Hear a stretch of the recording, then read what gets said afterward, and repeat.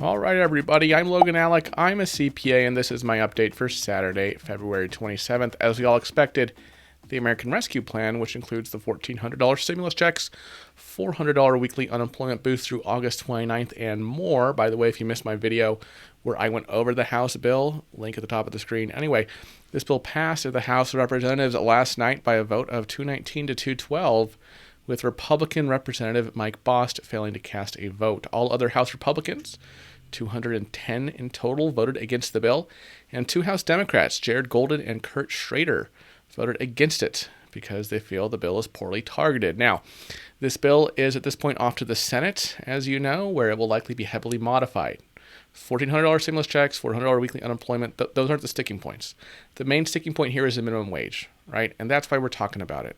It's kind of like state and local funding during the Mnuchin, Meadows, Pelosi, Schumer talks, right? They agreed on stimulus checks last summer, but the whole thing got derailed for months because they couldn't agree on state and local funding, and to a lesser degree unemployment, right?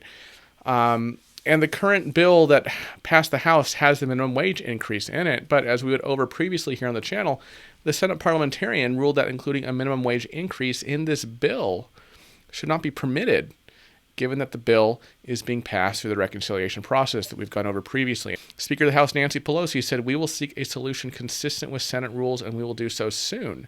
Speaking of including the minimum wage, and Democratic Senator Ron Wyden already released a potential Plan B, which includes a 5% penalty for large corporations with low wages, as well as an income tax credit worth up to $10,000 for small businesses that pay higher wages. So party leaders are already working on something to take the place of the original $15 an hour minimum wage provision. But at this point, it's hard to say what exactly will end up in the relief package on this note, because remember, Democrats need every single Democrat on board with whatever the bill is, whatever they come up with.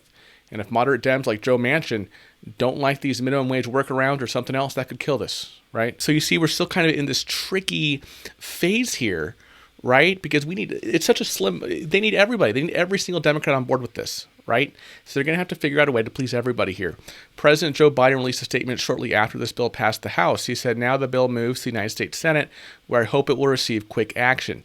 We have no time to waste." The administration has been operating with an informal deadline of March 14th, when the federal unemployment supplement from the last stimulus bill will start to phase out. So they will try to get this package on Biden's desk in roughly the next 2 weeks.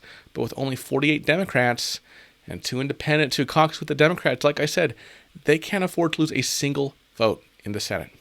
Now, there are still some Democrats in the left wing of the party who are pushing for unilateral action to pass the minimum wage and other progressive actions. Representative Alexandria Ocasio-Cortez reacted to the parliamentarian's ruling. She said, "If people in this country send us to government to change lives, we have a mandate to change those lives. Our options right now, at least our immediate actions on this specific issue, is to do something about this parliamentary obstacle or abolish the filibuster." Kamala Harris overruling the parliamentarian would allow the Senate to pass the minimum wage increase with a 50-50 vote in the Senate, while abolishing the filibuster obviously would permanently remove the 60-vote requirement that applies to most Senate legislation. Oregon Senator Jeff Merkley agreed with AOC. He tweeted, "We shouldn't need to use an arcane procedure to pass the people's agenda. If we don't let the filibuster stand in our way, the parliamentarian's decision on minimum wage won't matter. In the McConnell veto." Now keep in mind that Joe Manchin himself has said that he would not vote in favor of abolishing the filibuster. But there's definitely some report for moving the filibuster among progressives, but most Democrats who were against abolishing the filibuster before the parliamentarian's ruling still haven't been convinced, and at this point, it's unlikely that they'll get enough votes to get rid of it. Democrats have also been making moves to bring back earmarks alongside the ongoing stimulus negotiations, and House Appropriations Committee Chair Rosa DeLauro announced a new plan for earmarks last night after yesterday's update.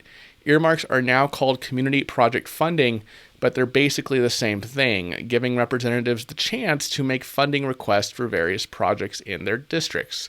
DeLauro's statement reads, "Community project funding will allow members to put their deep, first-hand understanding of the needs of their communities to work to help the people we represent.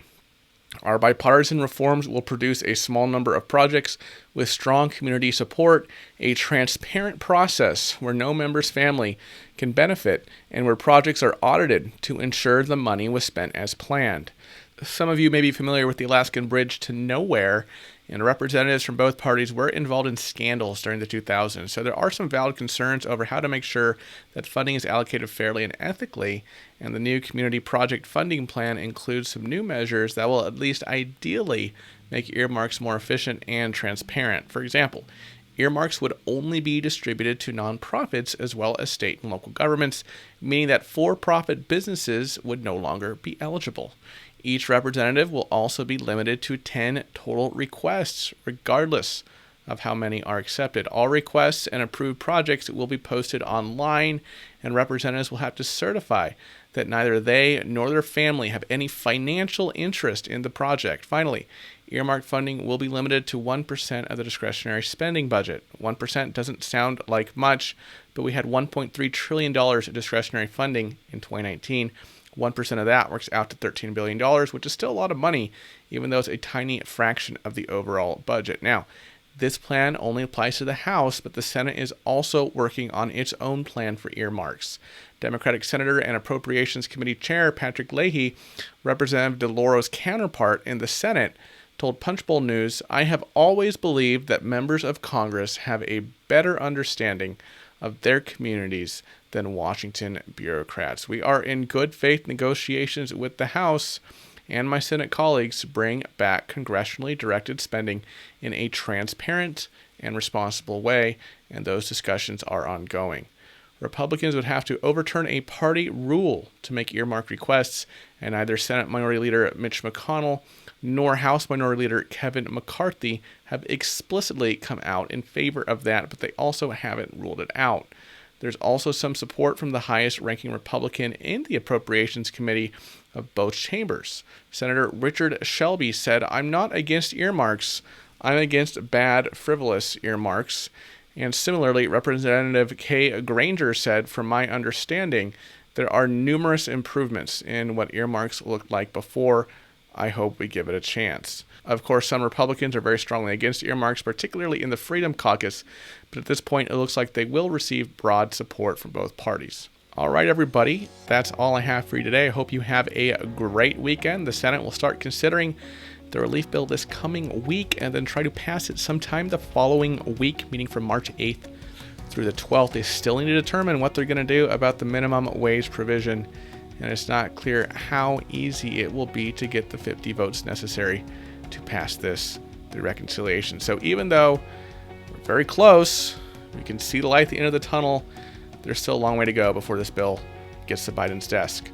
As always, thank you so much for watching to the end. I really appreciate it. I'll see you here tomorrow with another update. But before that, tomorrow at 9 a.m. Pacific, 12 p.m. Eastern, I'm going to be doing another tax software review and walkthrough. I want to get back into those because they're kind of fun for me. So I will see you then at 9 a.m. Pacific, 12 p.m. Eastern, and then later in the day with my daily stimulus and politics update.